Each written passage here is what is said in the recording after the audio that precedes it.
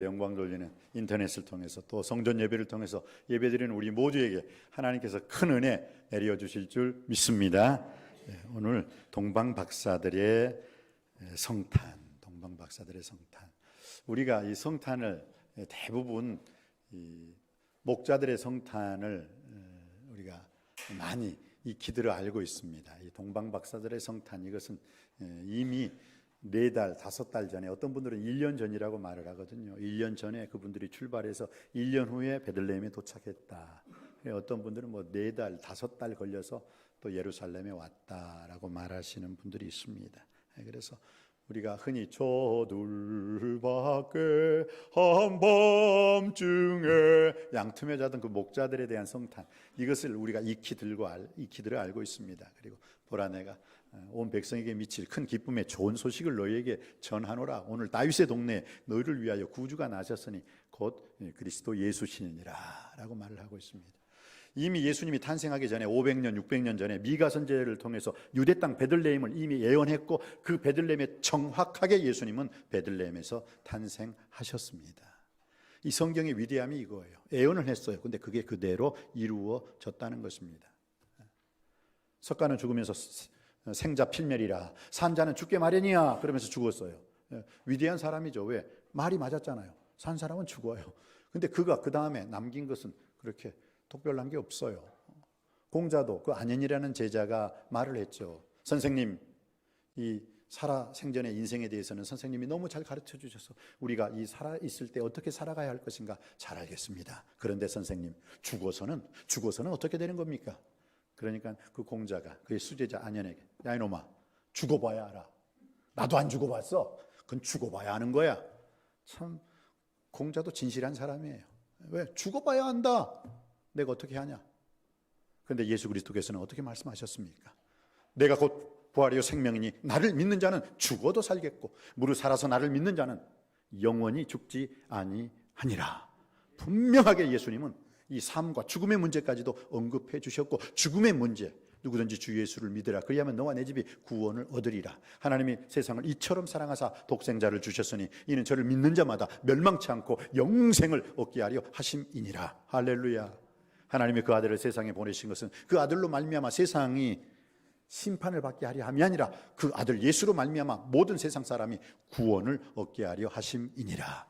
바로 예수님 때문에 저와 여러분은 영벌, 영원한 형벌의 자리가 아니라 영생, 영원한 생명의 자리에 들어간 줄 믿습니다. 믿습니까? 네, 그럼 감사 찬양해야 돼요. 오늘 제가 이 선한 능력으로 일어서야 돼요.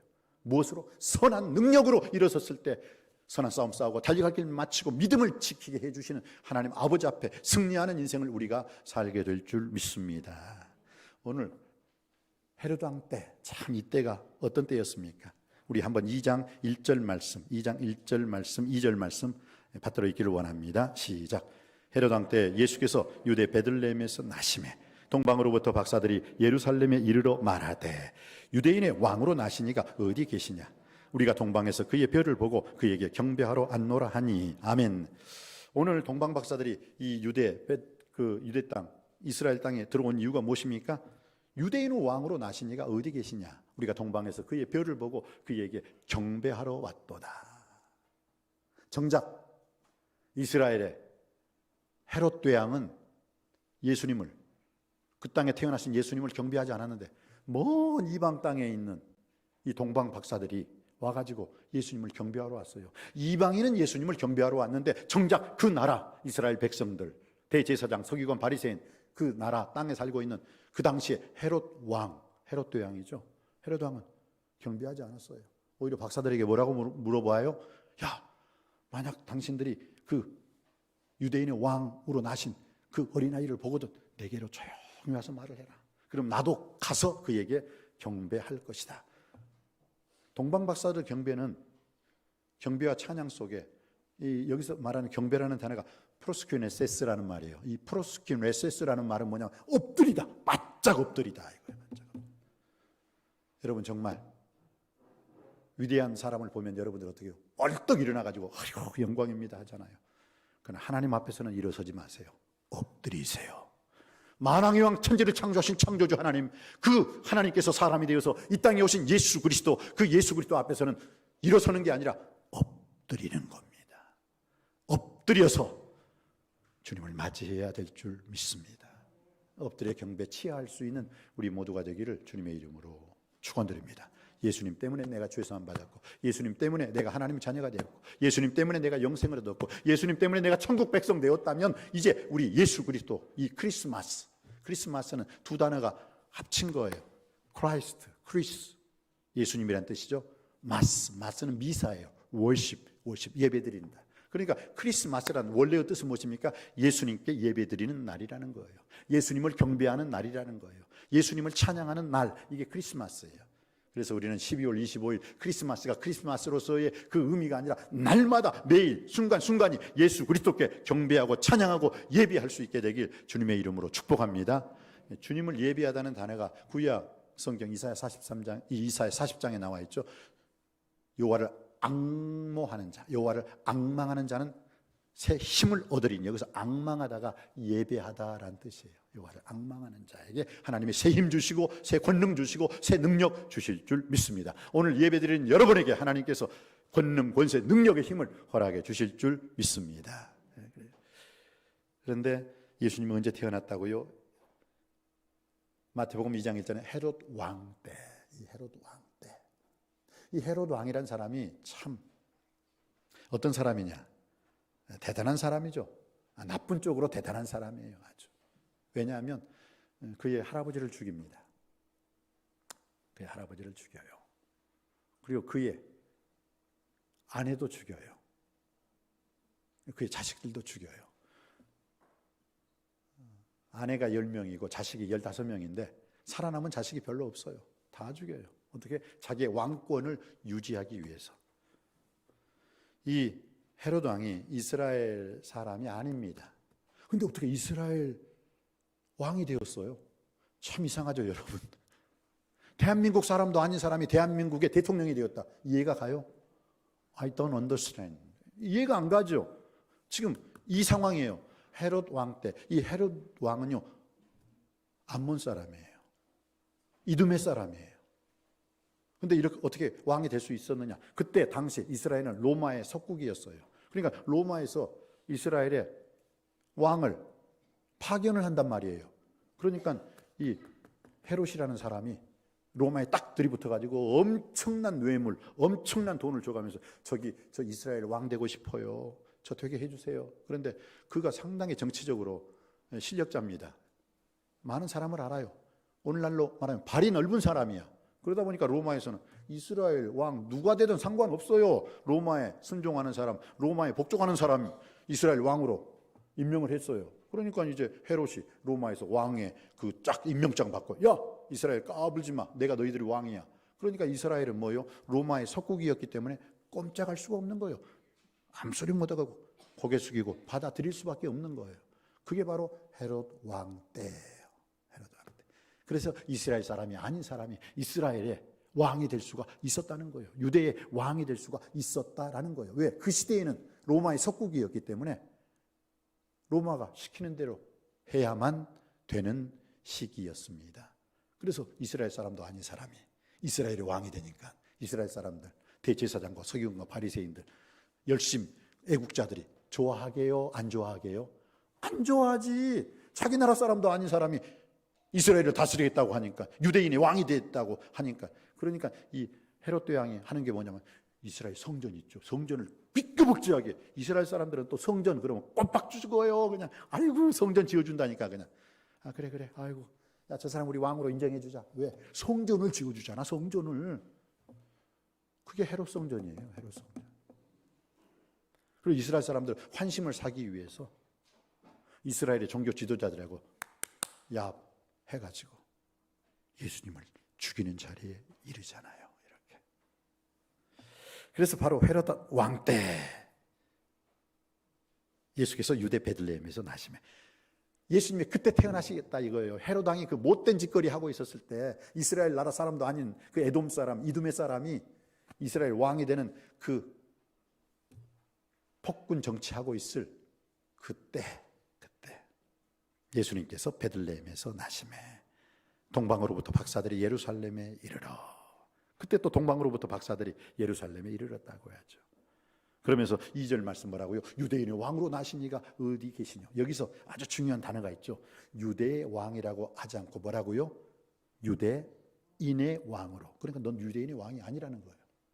유대의 왕이 헤롯이 될 수 있지만 유대인의 왕은 아니라는 거예요. 왜? 유대 사람이 아니기 때문에. 우리는 이 성경 말씀을 읽을 때, 이걸 읽을 때, 그러니까 이스라엘 사람들이 유대인이 아닌 이 헤롯을 싫어했구나, 이제 제대로 머릿속에 들어오는 거예요. 왜? 우리나라 사람도 아닌 사람, 우리나라 대통령이 되겠다고, 우리나라 임금이 되겠다고 하는데 배척할 수밖에 없는 거예요. 그러니까 성전을 지어줘가면서 환심을 사기 위해서 별별 짓 다 한 거죠. 그러니까 지금 이 헤롯 왕한테는 무슨 말이 제일 무서워요?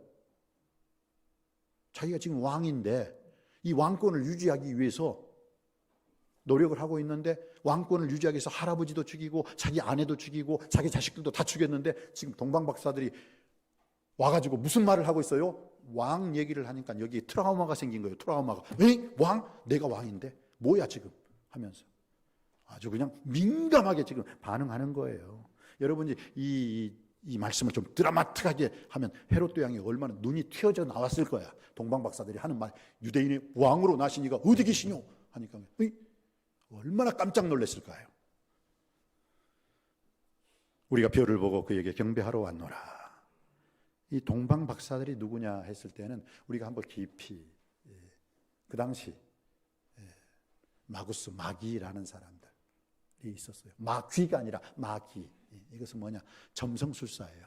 여기서 말하는 점성술사라는 것은 여러분들이 점성술사, 그러니까 점쟁이구나, 무당이구나, 아니에요. 절대 그런 뜻이 아니에요. 천문학자, 지금으로 보면 최고의 클래스, 하이 클래스, 공부를 많이 한 과학자라는 뜻이죠. 천문학자들이에요.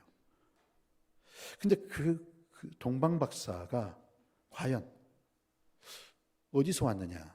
그 당시 이란, 이라크, 지금으로 말하면 이란, 이라크지냐, 파르티아라는 왕국이 있었어요. 본래 바벨론이 있고요. 바벨론 시절에 이 다니엘이라는 그 어린 소녀가 15살에 끌려갔잖아요.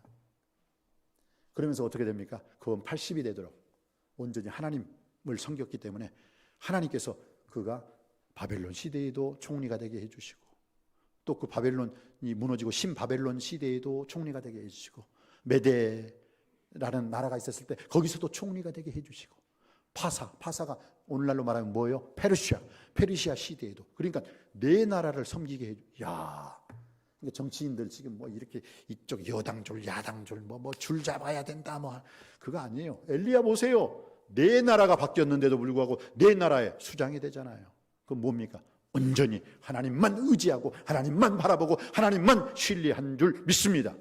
여러분, 인생 살아가는 거 다른 거 없어요. 하나님만 의지하면 하나님이, 나라가 바뀌든 정치가 바뀌든 상관없이 하나님이 책임져 주시고 주장해 주시고 보장해 주시고 축복해 주실 줄 믿습니다. 사람을 두려워하면 올무에 걸리게 되거니와 여호와를 의지하는 자는 안전하게 되리라 믿으시기 바랍니다. 이게 엘리야뿐만 아니라 여러분에게도, 여러분 온전히 하나님을 의지하고 우리하고 신뢰하는 마음이 있으면 엘리야를 나라가 바뀌어도 4번씩이나 총리되게 해주신 하나님께서 여러분의 인생도 높이 들어 사용해 주실 줄 믿습니다. 주만 바라볼 것입니다. 이게 여러분의 신앙이 되시기를 주님의 이름으로 축원드립니다. 그래서 그 엘리야 시대에 많은 사람들이 이 동방 박사들, 그때 끌려갔던 사람들이 그 바벨론에 뿌리를 내리고 살았어요. 그러다 보니까 그 사람들은 뭐예요? 바벨론에 살기 때문에 바벨론 시민권이 있지만은 정작 그 사람들 마음속에는 뭐예요? 포로로 끌려갔던 이스라엘 사람들이에요. 그 속 중심은 이스라엘의 하나님 말씀과 율법으로 똘똘 뭉친 사람들이에요. 근데 그들이 그 다니엘을 통해서 신앙을 배우고 시간이 100년, 200년, 300년 흘려도 어떻게 해요? 하나님 말씀은 그대로 그들에게 전승이 돼요.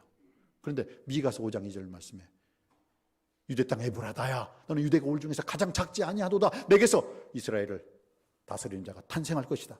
그들이 바벨론이라는 나라 속에서도 계속 하나님의 말씀, 율법을 지켰기 때문에 그들은 그것을 알았죠. 처녀의 몸에서 이사야 7장 14절 보라, 처녀가 잉태하여 아들을 낳을 것이요 그 이름을 임마누엘이라 하리라 하셨으니 이를 번역한 즉 하나님이 우리와 함께 계시다 함이라. 그것도 몰랐을까요? 그들은 바벨론, 이스라엘 땅에 살지는 않았지만 이 바벨론 지역에서 연속적으로 계속적으로 토라를 묵상하고 율법으로 배웠을 거예요. 그들의 신앙이 계속 전승되었어요. 그래 어떤 사람들은 이 동방박사들이 누구냐? 바벨론으로 끌려갔던 유대인의 그 노예들이 결국은 시간이 지나니까 다니엘처럼 총리가 되고 국무총리가 되고 시장이 되고 점점점 하면서 그들이 야 이스라엘 땅에 메시아가 탄생해 이거 봐 하면서 그들이 하늘의 별을 보고 공부하고 연구했을 때 그들은 정확하게 예수님의 탄생하는 그 시기를 알았다라는 거예요. 그게 첫 번째. 두 번째는 이 파르티아라는 왕국이 있어요. 그때 로마의 그 석국으로 이스라엘 백성들이 있었는데 그 로마의 그 석국에 대항했던 로마의 그 나라에 대항했던 나라가 파르티아라는 나라가 있습니다. 파르티아가 어떤 나라인가? 바로 그 페르시아 있죠. 페르시아가 아주 바벨론을 무너뜨리고 메데파사 페르시아가 아주 강성했는데 점점 이 페르시아가 쇠약해져 가면서 쇠약해져 감에 있어서도 로마와 적대 싸울 수 있는 아주 막강한 나라가 됐죠. 근데 거기에서 파르티아에 있는 사람들이 예수님을 경배하러 왔다. 그런 설이 있어요. 설. 그렇기 때문에 여러 가지 동방박사가 누구냐? 그러나 그 동방박사는 절대로 하나님의 율법에 대해서 몰랐던 자가 아니라 하나님의 율법에 대해서 정통했던 사람들이다. 그러니까 정확하게 찾아올 수가 있었던 거예요. 그래서 오늘 이 동방박사들이 유대인 왕으로 나신 이가 어디 계시냐? 얼마나 뜨끔했을까요? 헤롯은 자기가 유대인이 아니니까 유대인의 왕으로 나신 이가 어디 계시냐? 그러니까 뭔가 야, 쟤네들 뭔가 아는 놈들이네 하면서 동방박사들을 경계했을 거예요. 그러면서 그에게 경배하러 왔노라. 여러분 미가서 5장 2절 말씀에 분명히 이렇게 말씀하고 있습니다. 유대 땅 에브라다, 유대 땅 베들레헴아, 너는 유대 고을 중에서 가장 작지 아니하도다. 그러나 내게서 이스라엘을 왕, 이스라엘을 다스릴 자가 나오리라. 유대 땅 베들레헴은 정말 작은 마을이었어요. 작은 동네였어요. 그러나 가장 작지 아니하도다. 왜 그랬을까요? 그 작은 마을에서 성경은 가장 작지 아니하도다. 그러니까 작다는 거예요, 크다는 거예요. 작지 않다니까 작지 않다, 크다라는 거예요. 그 베들레헴이 왜 커요? 아무것도 아닌 별 볼 일 없는 무의미한 베들레헴이지만 그 속에서 예수 만왕의 왕 예수가 탄생했기 때문에 유대 고을 중에서 작지 아니하고 큰 성읍이 된 줄 믿습니다. 여러분의 인생 속에 별 볼 일 없는 아무것도 아닌 내 인생이지만 내 속에 예수, 살아계신 예수, 만왕의 왕 예수가 내 속에 살아계실 때 나는 작은 인생이 아니라 큰 big life, 큰 인생이 될 줄 믿습니다. 그래서 여러분들 지금 커져가지고 지금 이 자리에 다 나와 있잖아요. 왜요? 바로 여러분들이 택하신 족속의 왕 같은 나라, 거룩한 나라, 하나님의 백성인 줄 믿습니다. 얼마나 감사해요. 에브라다, 베들레헴과 같은 작은 내 인생, 그러나 예수님을 모심으로, 예수를 구주와 주님으로 모심으로, 예수님을 믿음으로 죄사함 받고 하나님 자녀가 되고 영생을 얻었고 천국 백성, 이제는 하나님 나라의 아들이요 딸, 하나님의 자녀가 된 줄 믿습니다. 그 하나님의 자녀로서의 권능과 권세와 능력을 마음껏 발휘하며 사실 수 있는 저와 여러분이 되시기를 주님의 이름으로 축복합니다. 얼굴 보니까 아휴, 그냥 맨날 세상과 원수마귀 사탄과 싸워서 얻어 터지고 그냥 주여, 그런 인생이 아니라 사도 바울처럼 선한 싸움 싸우고 나의 달려갈 길 마치고 믿음을 지키는 그 선한 능력, 선한 권세, 선한 권능으로 승리하는 우리 모두가 되시기를 주님의 이름으로 축복합니다. 자, 그래서 오늘 동방박사들은 경배하는 인생이었다 이거예요. 그의 별을 보고 그에게 경배하러 왔노라. 그러나 헤롯 왕의 경배는 뭐예요? 죽이는 경배였죠. 어떻게 하면 죽일까? 오늘 예배를 딱 드리시고 나서 여러분 집에 가기만 해만 난 죽었다. 그런 사람이 있으면 이게 누구예요? 이 딸은 헤롯이에요. 그 사람이 헤롯. 예배 잘 드리고 가가지고 집안 분위기 엉망진창으로 만들고, 예배 잘 드리고 가가지고 부부싸움 해버리고, 예배 잘 드리고 가서 자기 자식들과 그냥 말다툼 해버리고. 아니에요. 헤롯이 누구예요? 바로 그 사람이 헤롯이라니까요. 뭐 오늘날에 헤롯 없습니까? 오늘 여러분 동방박사들의 자리에서 경배할지언정 헤롯의 자리에서 경배하는 그런 어리석은 인생 되지 않기를 주님의 이름으로 축복합니다. 나의 경배는 헤롯의 경배가 아니라 동방박사들의 경배가 되게 하여 주옵소서. 이것이 여러분의 고백이 될 수 있게 되기를 바랍니다. 동방박사들의 그 성탄은 경배, 예배, 찬양이었어요. 두 번째, 동방 박사들은 어떤 것을 통해서 하나님께 영광 돌렸습니까? 예물을 드림으로 영광 돌렸어요. 11절 말씀 한번 받들어 있겠습니다. 11절입니다. 시작. 집에 들어가 아기와 그의 어머니 마리아가 함께 있는 것을 보고 엎드려 아기께 경배하고 보배함을 열어 황금과 유향과 몰약을 예물로 드리니라. 아멘. 동방 박사가 드린 황금, 유향, 몰약은 뭐예요? 황금은 주님은 왕이십니다. 아기 예수님께 당신은 왕이십니다. 또 두 번째 뭐예요? 유향이라는 것은 베레 데우스란 뜻이에요. 베레 데우스. 베레는 참, 데우스는 신. 주님은 신입니다. 예수 그리스도의 신성을 의미하면서 유향을 드렸어요. 유향. 이것은 제사장들이 제사 때 많이 사용하는 게 유향이잖아요. 그리고 몰약은 예수님을 베레 호모, 당신은 참 인간이십니다 라는 것을 의미해서 몰약을 예수님의 인성을 상징하면서 몰약을 예물로 드렸어요. 그래서 예수님께 드린 황금, 당신은 왕이십니다. 유향, 당신은 신이십니다. 신성. 그리고 몰약, 당신은 참 인간이십니다. 인성을 통해서 이 세 가지 예물을 통해서 하나님께 영광을 돌렸어요. 여러분 어떻습니까? 크리스마스 날은요, 뭔가를 받는 날이 아니에요. 주는 날이에요. 주는 날. 야, 이번 크리스마스 카드 몇 장 받을까? 크리스마스 선물 무엇으로 받을까? 크리스마스 케이크 어떻게 할까? 여러분, 크리스마스는 다시 말씀드립니다.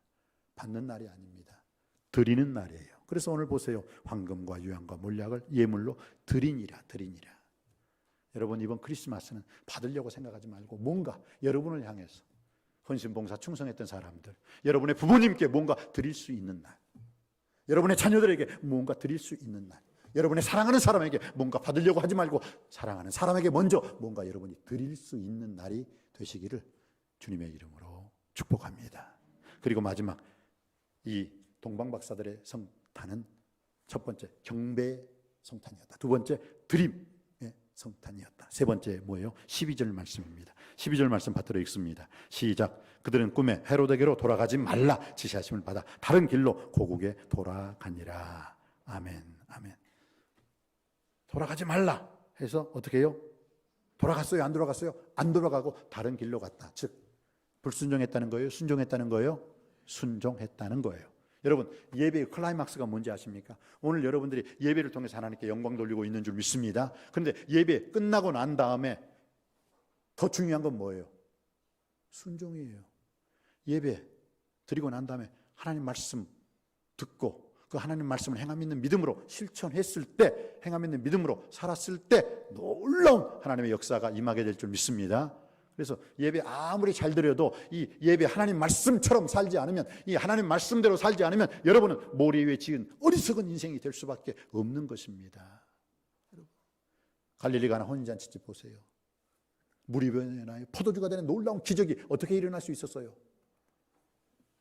주께서 무슨 말씀을 하시는지 그대로 하라. 그대로 했어요. 예수님이 뭐라고 말씀하셨어요? 항아리에 물을 채우라. 그때 항아리에 몇 개? 6개의 항아리라고 했어요. 6개의 항아리에 물을 채우라는 것은, 육이라는 것은 우리 인간이 6째 날 창조되었기 때문에 우리 인생 각자의 항아리를 말하는 거예요. 그런데 거기에 물을 채우라는 것은 뭐예요? 여기서 말하는, 요한복음에서 말하는 물이라는 것은 사인으로 받아들여야죠. 거기서 말하는 물은 말씀이에요.